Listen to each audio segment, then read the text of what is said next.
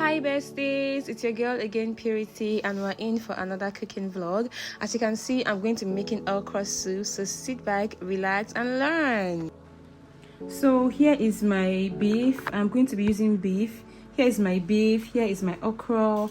I have crayfish, yellow pepper, red pepper, onion, dried catfish, periwinkle, and bomo, also known as cow skin. Guys, if you want to make a perfect okra soup, like the real okra soup, periwinkle is definitely a must buy. Like, you must buy periwinkle for your okra soup. So I am going to be giving you guys the secret to a perfect okra soup. Now I have my okra in 3 batches. I'm going to be grating this. I'm going to be beating this. I will chop and beat this, and then this one that I spared aside, I'm going to show you guys what it will be used for as we go on. Just in case you do not know how to identify a good okra, this is how you identify it. The tip is going to break at once. Once I try and bend it, it's going to break. So right now I'm going to be grinding my crayfish. If you live in Nigeria, please, it's time to use your sense. Like, let's always use our sense and prioritize things, because light is not a constant. So if you know that you want to cook and you have something that you have to blend, I advise that you always do it first and set it aside, even though you're not using it yet. So that's what I always do. I'm blending my crayfish now, and when I'm done, I'm just going to set it aside. I'm done grinding my crayfish now. I set it aside and I'm about to blend the next thing. Guys, remember that okra that I told you that I set aside, and I'm going to show you what I'm going to be using it for. Here is the okra. Wash and chop into bits and put in your blender or food processor. Now you're going to add in some water and you're going to blend this till it is very, very smooth. I don't know, some people can think that it's disgusting. It's a little bit disgusting though if you're not the type that blends your okra, but you need this, because sometimes we buy okra that is not really, that does not have that tendency to be very slimy. It's not our fault. Sometimes it's the fault of the okra itself. So what I do to be on the safe side, because you cannot know whether the okra is going to be that slimy or not that slimy until you've made your food. So what I always do, I always blend about 5 to 10 pieces of okra and set it aside, because this is all the slime that you need. Once you have this done, your okra, whether okra that is very slimy or not, your okra is definitely going to be very, very slimy. So right now I'm just gonna start boiling my meat. If you're making soup, guys, I suggest that you reduce the amount of ginger and garlic that you're using, because it's soup. That's my personal opinion, and I actually do like it. I don't like to perceive ginger and garlic in a soup. I mean, it's a soup. And then this amount I'm using is extra little, because it's like sprinkles, because my husband is not a fan of ginger and garlic at all. But we've come to a compromise. He'll eat it in sprinkles, and I'll eat it, and I will not eat it in my big amounts. So next, I'm going to be chopping my okra into bits. This is the one that I am going to chop and I am going to beat. I'll explain. I'll let you guys know what I mean. But for now, just chop your okras into bits as I am doing.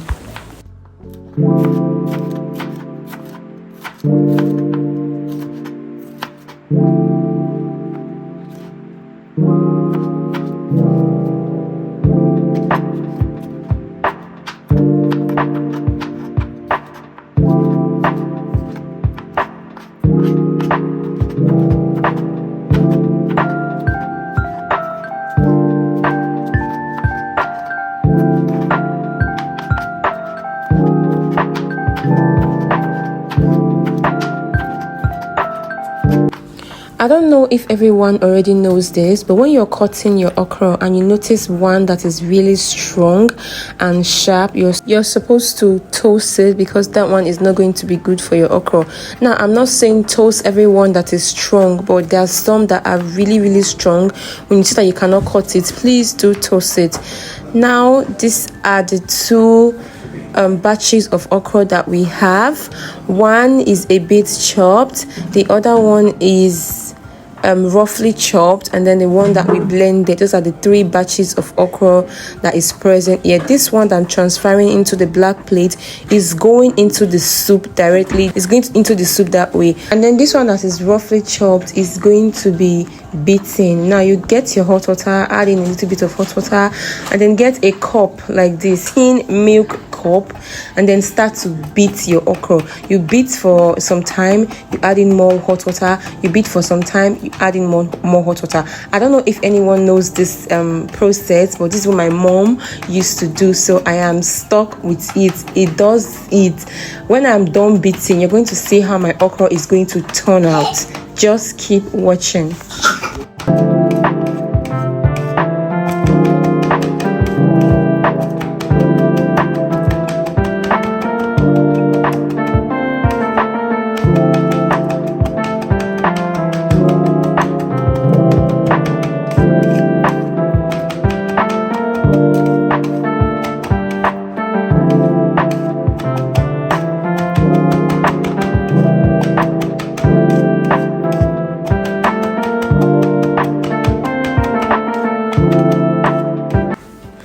Guys, just take a look at our okra that I beat. Look at all that slime. Like, I always do this. I do not miss this at all.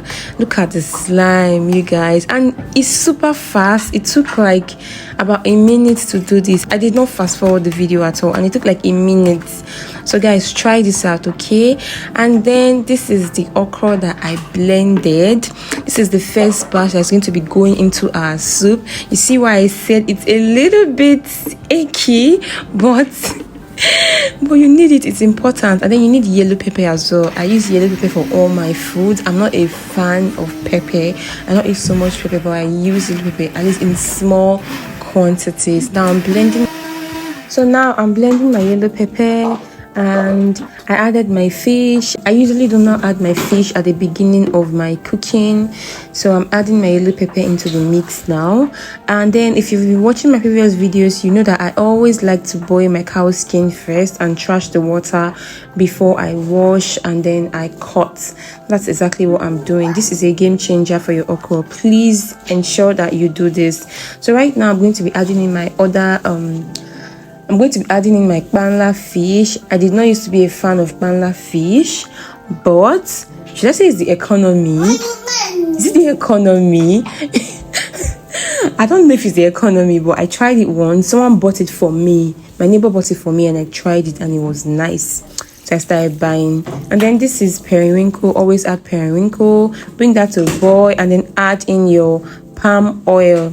You guys always add your, if you're not a very good cook, if you're not a professional cook, please add your palm oil into your soup in bits. It helps me every time. So stir that up and allow to simmer for about 5 minutes. And then when that is done, bring your grinded okra and add into the mix. Stir that up, keep stirring until you're not seeing the grinded okra anymore, until it's all blended into your soup. And then when you're done with that, add your beaten okra, the one I beat earlier. Add it, the one I beat with a tin milk cup. Add into your soup, and then allow that to boil. At this point, you can spice up your soup. Add in your extra pepper, your extra seasoning, and then allow that to boil.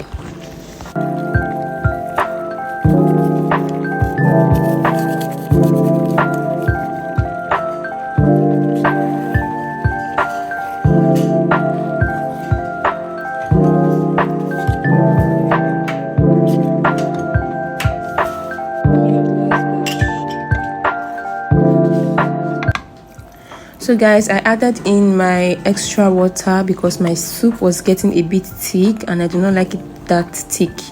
And then the last part of this cooking procedure, this cooking process, is going to be this part, adding in your chopped okra, the one I said was going to go into the soup. Add it, and then when you add this, guys, do not allow it to stay so long on fire anymore. It shouldn't stay that long. Add this and allow it to stay for about 3 to 5 minutes, and then you take it down. I added in extra crayfish. I added some before, but I think it was not enough. Crayfish is never bad for your foods, guys, so always add it. And then I like to add in chopped red pepper. Yes, chopped red pepper, because it just gives it the beauty that it needs. Now look at that. Our okra is giving, it's giving, and it's so delicious. It's not just looking beautiful, it's delicious. And then stir that, keep stirring, and then your okra is ready. See, it's not that difficult at all. I'm done now, and our okra is ready to be eaten. I had mine with eba. This is my husband's plate. Thank you for watching my vlog. Please like, comment, and subscribe. Bye. Love you.